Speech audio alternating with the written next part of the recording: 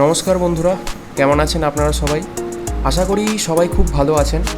আজকের আমাদের কাশ্মীর ভ্রমণের এই দ্বিতীয় পর্বে থাকছে পেহেলগাম থেকে শ্রীনগরের যাত্রাপথের কিছু মুহূর্ত, গুলমার্গ কেবেল কারে একদম ফেজ 2 অবধি যাওয়ার কিছু অসাধারণ কিছু দৃশ্য, আফারহাত থেকে দেখতে পাওয়া ঝলমলে নীল আকাশ এবং সোনমার্গের বিষয়ে কিছু গুরুত্বপূর্ণ তথ্য।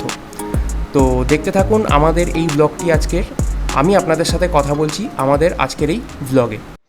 নমস্কার বন্ধুরা, শুভ সকাল। কেমন আছেন আপনারা সবাই? আপনারা দেখছেন ট্রাভেল ব্লগস 2.0। আমি অনিশ এবং আমি আপনাদের জন্য নিয়ে চলে এসেছি কাশ্মীর ভ্রমণের দ্বিতীয় পর্ব। তো এখন হচ্ছে ঘড়িতে বাজে 9:04 এবং আমি বেসিক্যালি আমাদের এতদিন এই কয়েকদিন দুদিন যে ছিলাম যে গেস্ট হাউসে, ওই হোটেল পেহেলগাম গ্যালাক্সি। তো আজকে আমরা সেই গেস্ট হাউসটা ছেড়ে দিচ্ছি আর কি। এরপর আজকে আমরা যাব হচ্ছে শ্রীনগরে গিয়ে আমরা যাব হচ্ছে গুলমার্গ এবং সোনামার্গে।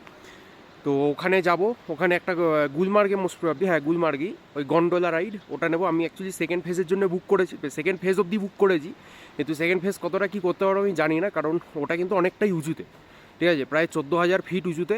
তো 9,000 ফিটটা যদি নিতে পারি তাহলেই দেখবো যে 14,000-এ যাওয়া কি না, কারণ ওই এনজয় করতে গিয়ে তো লাইফ রিস্ক করে লাভ নেই, বেকার হবে না, জেনারেলি হয় না লাইফ রিস্ক, কিন্তু বলা যায় না কখন কী হয়, বলা তো যায় না।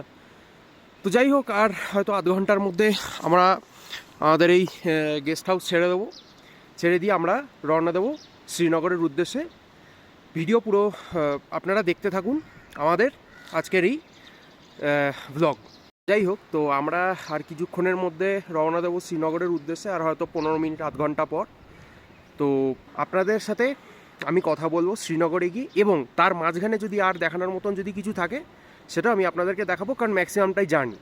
পেহেলগাম থেকে শ্রীনগর হচ্ছে প্রায় 90 কিলোমিটার্স, কিন্তু ওই সময় কতটা লাগবে না লাগবে সেটা টোটালি ডিপেন্ড করছে রাস্তায় কতটা কি জ্যাম ভিড় আছে, ঠিক আছে। জ্যাম তো এক্সপেক্ট করছি আর কি। তো যাই হোক, দেখা যাক কতটা কি হয়। আমি আপনাদের সাথে কথা বলবো শ্রীনগরে পৌঁছে, এবং তার মাঝখানে আর দেখানোর মতন কিছু যদি থাকে সেটাও আমি আপনাদেরকে দেখাবো। আপনারা আমাদের আজকের এই ভিডিওটা দেখতে থাকুন। তখন ঘড়িতে বাজে সকাল 10:55 এবং আমরা রওনা দিলাম শ্রীনগরের উদ্দেশ্যে, এবং যাওয়ার পথে পড়ল কিছু অপরূপ পাহাড় এবং সড়কপথের দৃশ্য নীল আকাশের সাথে। তো চলুন বন্ধুরা, আমার সাথে আপনারাও সেই অপরূপ দৃশ্যটি উপভোগ করুন।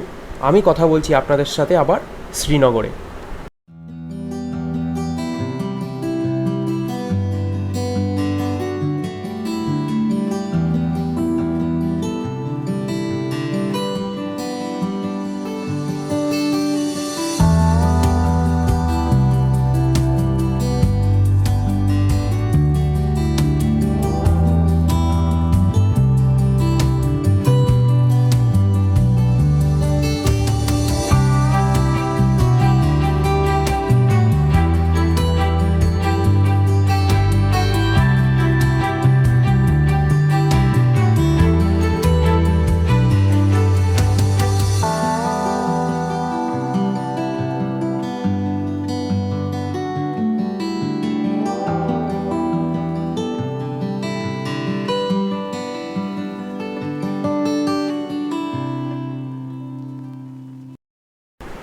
ঘড়ির কাঁটা তখন 3:10 এবং আমরা প্রবেশ করলাম শ্রীনগরে।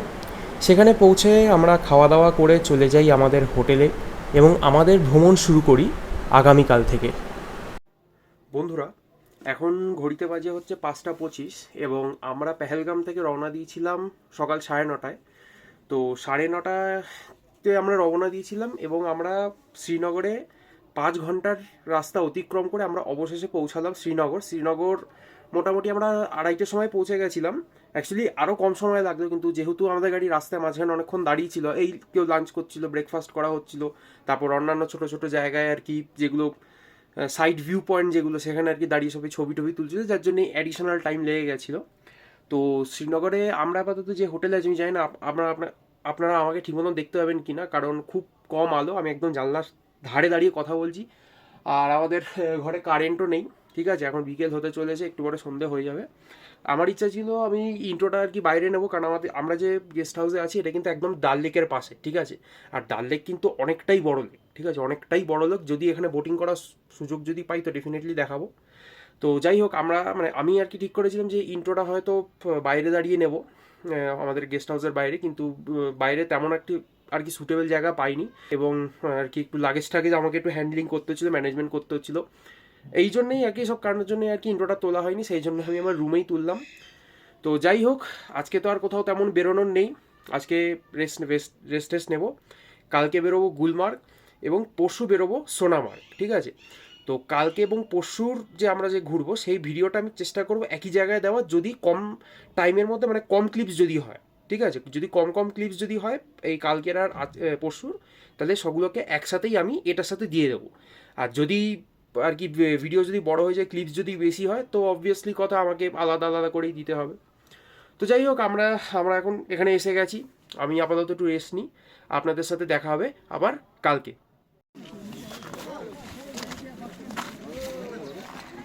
শুভ সকাল বন্ধুরা, কেমন আছেন আপনারা সবাই? এবং এখন ঘড়িতে বাজে হচ্ছে 9টা বেজে 52 মিনিট। আমরা এখন দেখতেই পাচ্ছেন গুলমার্গে এসে গেছি। আর গুলমার্গের গন্ডোলায় যাওয়ার আগে আমাদেরকে স্লেজ ভাড়া করতে হচ্ছে, স্লেজে করে আমরা যাব। তো আমি এখন আর কথা বলছি না, আমি আপনাদের সাথে পরে কথা বলবো, জাস্ট একটা ছোট ইন্ট্রো দিয়ে দিলাম। স্লেজ ভাড়া করে আমরা চললাম সকলে গুলমার্গের কেবেল কার বা গন্ডোলার উদ্দেশ্যে। প্রায় অনেকটাই পথ ছিল, এবং এই স্লেজগুলিকে কিন্তু এভাবেই টেনে টেনে নিয়ে যেতে হয়েছে এই স্লেজ চালকদের, এবং এটা সত্যি খুবই একটি পরিশ্রমের কাজ, যতই ঠান্ডা থাকার গরম। বন্ধুরা, এখন আমরা ওই স্লেজে করে আর কি এসে গেছি, ওই দিক থেকে এসেছিলাম। স্লেজে বসে আর ভিডিও বানাতে পারিনি, কারণ এমনি প্রচণ্ড ডিসব্যালেন্স হচ্ছিল, তার মধ্যে আমার মাথার টুপি হারিয়ে গেছে। যাই হোক, কিছু করার নেই, আরেকটা কিনে নিতে হবে, এখানে টুপির হ্যাবক কিছু দাম না। এত জিনিস নিয়ে না ঠিক চলা যায় না, এইটা থাকলে ওইটা থাকে না, ওইটা থাকলে সেইটা থাকে না। যাই হোক, কিছু করার নেই এখন। এবার হেঁটে হেঁটে যাচ্ছি হচ্ছে মোস্ট প্রবলি গন্ডোলার দিকে। তো গন্ডোলার দিকে যাই, গিয়ে তারপর আপনাদের সাথে কথা হবে। বন্ধুরা, আমরা এখন যাচ্ছি হচ্ছে এই গুলমার্গ গন্ডোলার দিকে। এটা হচ্ছে এন্ট্রেন্স বেসিক্যালি। যাই হোক, জিনিসপত্রগুলোকে সামলে রাখতে হবে, কারণ অলরেডি টুপি হারিয়েছে, আমি চাইবো না অবভিয়াসলি আর কিছু হারাক। এই দেখুন বন্ধুরা, এখন আমরা বেসিক্যালি ওই জম্মু অ্যান্ড কাশ্মীর কেবেল কার কর্পোরেশনের অফিসের ভেতর আছি, যেখান থেকে আর কি বোর্ডিং টোর্ডিং হবে। আর প্রচণ্ড ভিড়, মানে প্রচণ্ড লাইন আর কি। এই হচ্ছে টিকিট, আমার হচ্ছে 9টা থেকে 11টার স্লট। এটা হচ্ছে ফেজ 1-এর টিকিট, গুলমার্গ থেকে কংডোরি অবধি 2-ওয়ে টিকিট এটা, ঠিক আছে? তো যাই হোক, আস্তে আস্তে এগোচ্ছি, দেখা যাক কতক্ষণে এগোনো যায়। এগোনোর পর তারপর আমি আপনাদের সাথে আবার বাকি কথা বলবো। তো অবশেষে প্রায় 1 ঘন্টা লাইনে দাঁড়ানোর পর আমরা অবশেষে গন্ডোলায় উঠে গেলাম। আর ওই 1 ঘন্টার মধ্যে আর কি অনেক কিছুই হয়েছিল আর কি, অনেক ভিড় ঠেলাঠেলি ধাক্কাধাক্কি হয়েছিল, যার জন্য আর ওখানে আমি আর তেমন কোনো ভিডিও করতে পারিনি। তো সেই জন্যই ঠিক করেছিলাম ওই লাইনে দাঁড়িয়ে জাস্ট একটুখানি কেবেল কার কর্পোরেশনের ব্যাপারে বলবো। বারবার এটা আমার ভুল হয়, যাই হোক, ওখানে দাঁড়িয়ে একটু বলবো, দিয়ে একদম গন্ডোলায় উঠে আপনাদের সাথে কথা বলতে শুরু করে দেবো, একদম যাতে আপনারা একদম প্রপার গন্ডোলার এক্সপিরিয়েন্সটা পান, কারণ মাঝখানে আর দেখানোর মতন কিছু নেই।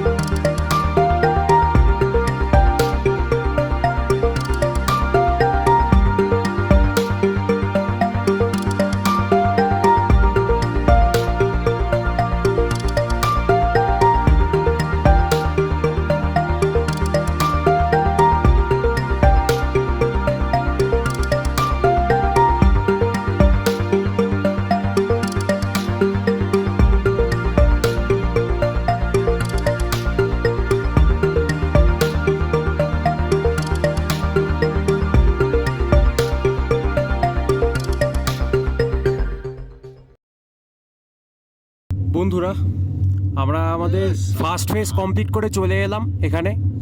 এরপর পালা হচ্ছে সেকেন্ড ফেজের। বন্ধুরা, আমরা এখন আমাদের ফার্স্ট ফেজ কমপ্লিট করে এখানে এসে গেছি। আর শুধু সিনারিটা দেখুন বন্ধুরা। আমরা ওয়েট করছি ওখানে, আমার বাড়ির লোকজন ওয়েট করছে বেসিক্যালি। তো যাই হোক, একটু দেখে নিন ভালো মতন আর কি।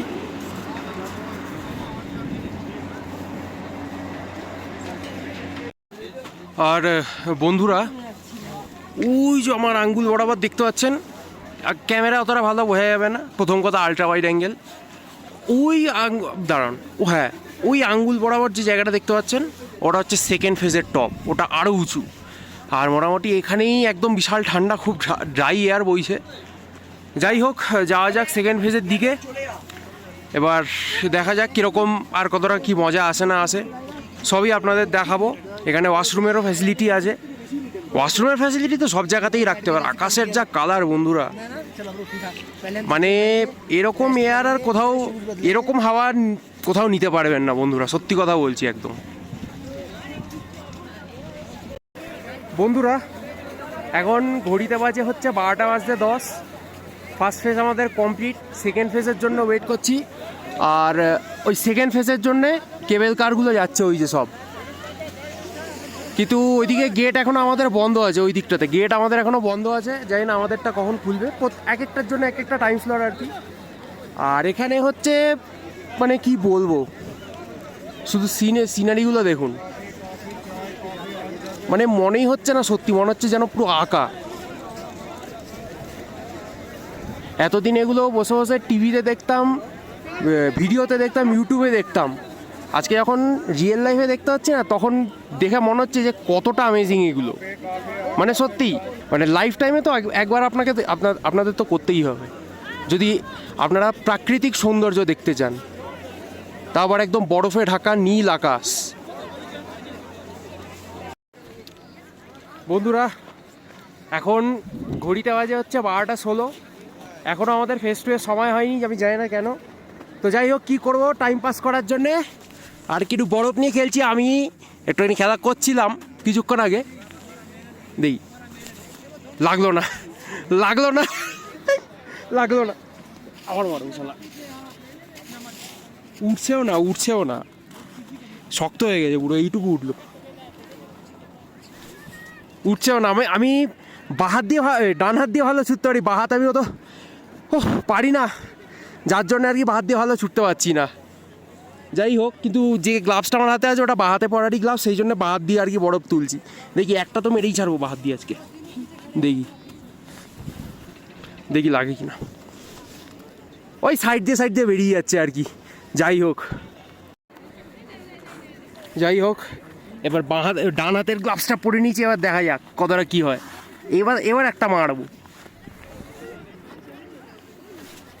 তাও লাগলো না, সাইড দিয়ে বেরিয়ে তাও লেগে গেছে। তোর পিঠে মারছি, পিঠে লেগেছে একদম পারফেক্ট।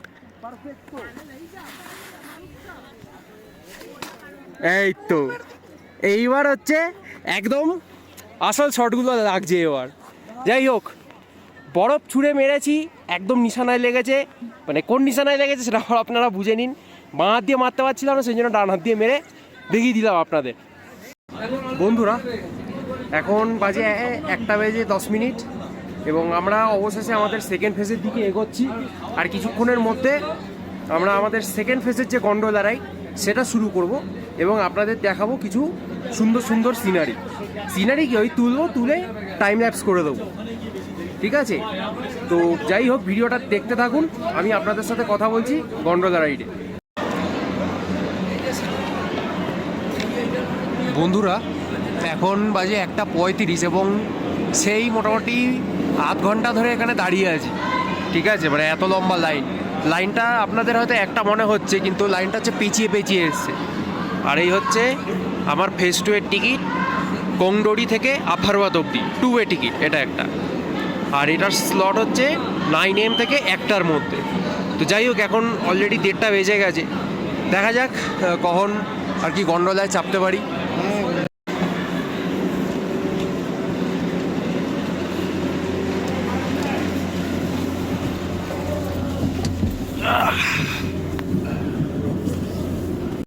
বন্ধুরা, এখন বাজে হচ্ছে 1:52 এবং অবশেষে আমরা আমাদের সেকেন্ড ফেজের গন্ডোলায় উঠে গেলাম। এবার আপনারা শুধু জার্নিটা এনজয় করুন।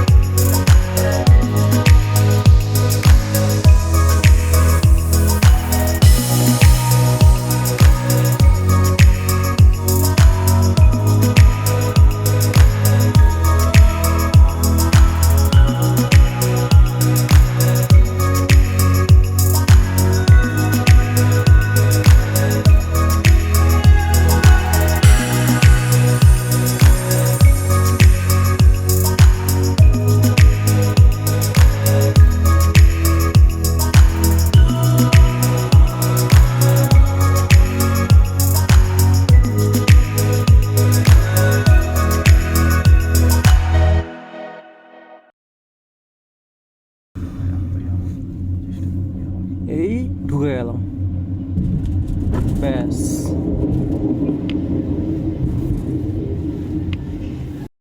বন্ধুরা, আমরা এখন পৌঁছে গেলাম একদম উপরে, ফেজ 2 এর ওপরে। এটা প্রায় 3950 মিটার, ঠিক আছে? ফিটে কতটা হবে জানি না। দেখুন বন্ধুরা,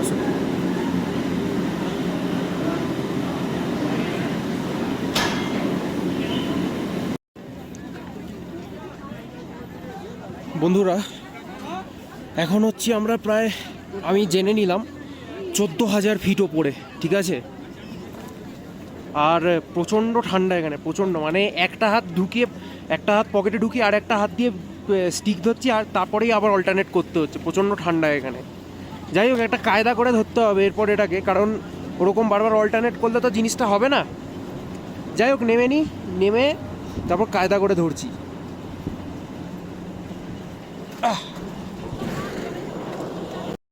এই হচ্ছে বন্ধুরা 14,000 ফিটে ওপরে সৌন্দর্য। बड़ा व्यू नहीं देखा उधर तक राइड एक नहीं पूरा घुमा के लाए। দেখুন বন্ধুরা, আমি জানি না বুঝতে পারছেন কি না, আমরা এতক্ষণ ওইখানে ছিলাম, ওই নিচে ছিলাম আমরা, সেখান থেকে আমরা প্রায় এতটা উঁচু চলে এসেছি। দেখুন,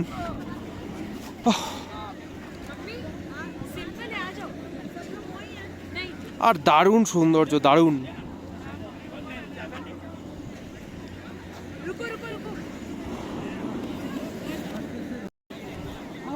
তবে হ্যাঁ বন্ধুরা, আর একটা কথা, যেরমটা বলা হয়েছিল, মানে যেরমটা হয়তো ভাবছিলাম যে এখানে এসে হয়তো একটু শ্বাসকষ্ট হলেও হতে পারে, কিন্তু আমার সত্যি কথা বলতে তেমন কিছু হচ্ছে না। তা বলে যে সবার ক্ষেত্রে একই জিনিস হবে তার কোনো মানে নেই। বয়স্ক লোকেদের হতে পারে শ্বাসকষ্ট, ঠিক আছে, তার জন্য সমাধান হচ্ছে অলওয়েজ একটা কর্পূর ক্যারি করবেন, একটা মাস্ক নিয়ে আসবেন, ঠিক আছে। ঠান্ডা হাওয়াটা ভেতরে ঢুকলে ড্রাই হাওয়া নাকের ভেতরটাকে পুরো ড্রাই করে দেবে, যার জন্যে শ্বাসকষ্টটা হতে পারে। যাই হোক, আমি যতদূর জানি, আমি ডাক্তার নই, হ্যাঁ। যাই হোক, একটু ভিউ টিউ দেখি, তারপর আবার নিচে চলে যাবো।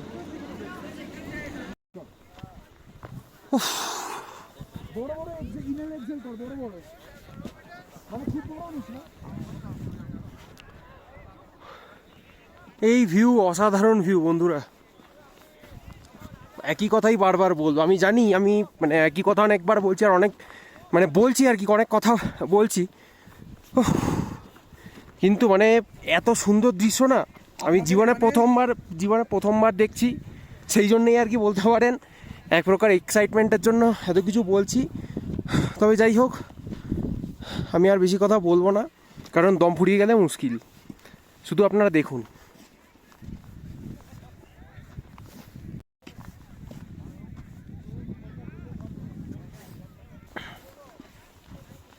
बस करो, ठंडी लग जाएंगी। এই আস্তে যাবোই না পাড়া, আমি আর কোথাও পাড়া বসে থাকবো। যাই হোক, প্রচন্ড স্লিপ, এই জায়গা একদম ফ্রেশ স্নো, আমিও স্লিপ হয়ে যাচ্ছি, সাবধানে যেতে হবে, নাহলে এর মতন অবস্থা আপনাদের কিন্তু হয়ে যাবে, ঠিক আছে। ওই জন্য একদম প্রপার যেখানে রাস্তা আছে, যেভাবে রাস্তা মনে হবে রাস্তা দিয়ে যাবেন। আর আরেকটা জিনিস, প্রথমেই পা ফেলবেন না, পা ফেলে একটুখানি প্রেসার দেবেন, প্রেসার দিয়ে যদি মনে হয় স্টেবল, তারপরেই হাঁটবেন, নাহলে কিন্তু এর মতন কাণ্ড হয়ে যাবে। যাই হোক,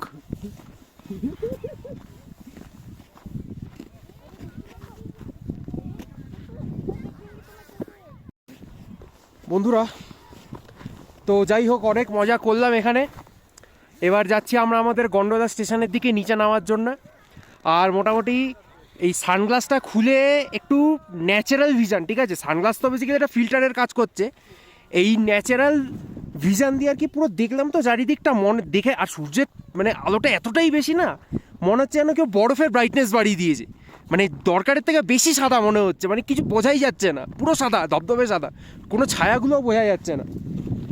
আর সত্যি কথা বলতে, আমি বরফগুলোতে তো খালি হাতে তো হাত দিলাম, মোটামুটি বলতে পারেন বরফগুলো ছুঁয়ে মনে হচ্ছে যেন পুরো বালি, বরফটা পুরো একদম বালির মতন, মানে মনে হচ্ছে, মানে আপনারা যদি এসে মানে বরফগুলোকে একটু ঘাটেন না, আপনাদের মনেই হবে না এগুলো বরফ, মানে এগুলো আপনাদের এখানে ন্যাচারাল সয়েল মনে হবে।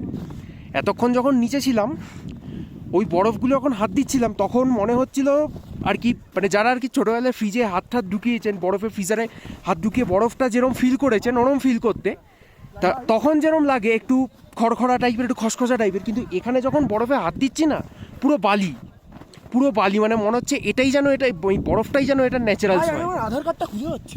যাই হোক, যাই আমরা এখন আমাদের গন্ডোলা স্টেশনে অনেক ছবি ভিডিও করলাম, এবার পালা নিচে যাওয়ার দিকে। দুপুরও হয়ে যাচ্ছে, খিদেও পেয়ে গেছে, তো দেখা হচ্ছে আপনাদের সাথে একদম নিচে। তখন বেজেছিল দুপুর 3টে এবং আমরা আমাদের ফেজ 2 থেকে অবশেষে ডিসেন্ড করতে শুরু করে দিলাম। ডিসেন্টের জার্নিটা বেশ সুন্দরই ছিল। যখন আস্তে আস্তে সূর্যাস্ত হচ্ছিল তখন ওর একটা আলাদাই সৌন্দর্য ফুটে উঠেছিল।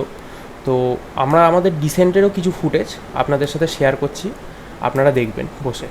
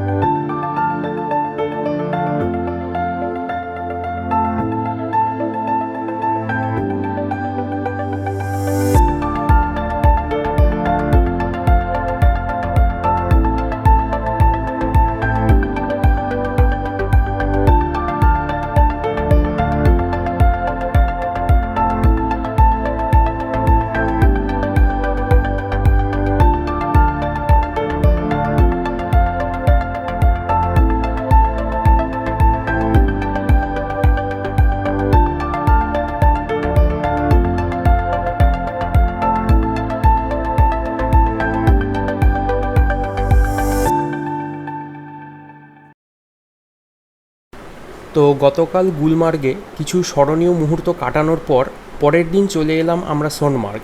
কিন্তু সোনমার্গে এসে দেখলাম যে এখানে বিশেষ কিছু দেখানোর মতো নেই, শুধু স্কিং ছাড়া বাকি সবই ওই গুলমার্গেরই মতন, শুধু এখানে একটু ফান অ্যাক্টিভিটিস সেগুলো বেশি আছে। তো সেই জন্যে আমি আর বিশেষ করে কোনো ভিডিও করিনি, কারণ যেহেতু একই জিনিস বরং ওর থেকেও ভালো আপনারা গতকাল গুলমার্গে দেখেই নিয়েছেন। কিন্তু যদি আপনারা আরও অনেক অ্যাক্টিভিটিস যেরকম স্কিং, স্নোমোবিল চালানো এসব যদি ইত্যাদি ইত্যাদি আপনারা যদি এসব করতে চান তো অবশ্যই সোনমার্গে আসতে পারেন আপনারা। তো এই ছিল আমাদের আজকের পেহেলগাম থেকে শ্রীনগর আসার কিছু মুহূর্ত, গুলমার্গের ট্যুর এবং সোনমার্গের একটি ছোট্ট এক ঝলক। তো আপনাদের যদি ভিডিওটি ভালো লেগে থাকে তো লাইক, শেয়ার, সাবস্ক্রাইব অবশ্যই করবেন। আপনাদের সাথে দেখা হবে আমাদের পরবর্তী পর্বে, যেখানে আমরা শ্রীনগরে ডাল লেকে বোটিংয়ের একটু আনন্দ নেব। তো সবাই ভালো থাকবেন, সুস্থ থাকবেন এবং ধন্যবাদ।